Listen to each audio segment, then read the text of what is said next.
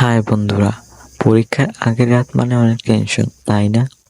অনেকেই ভাবে এখন এত কিছু পড়বো কিভাবে। তাই আজকের ভিডিওতে তোমাদের জন্য থাকছে কিছু প্র্যাকটিক্যাল টিপস, যেগুলো ফলো করলে এক রাতে রিভিশন ইফেক্টিভ হবে। চলো শুরু করি। 1. পরীক্ষার আগের রাতে নতুন টপিক পড়তে যাওয়াটা সব বড় ভুল। এতে মাথা গুলিয়ে যাবে। তার চেয়ে ভালো আগের পড়ছো সেগুলোকে রিভিশন করো। মূল পয়েন্টগুলো বেশি বেশি রিভিশন করো। 2. রাত জেগে পড়ার দরকার নেই। 30 থেকে 40 মিনিট পড়ো, তারপর 5-10 মিনিট ব্রেক নাও। শর্ট ব্রেক নিলে মাথা ফ্রেশ থাকবে, পড়াও ভালো মনে থাকবে। 3.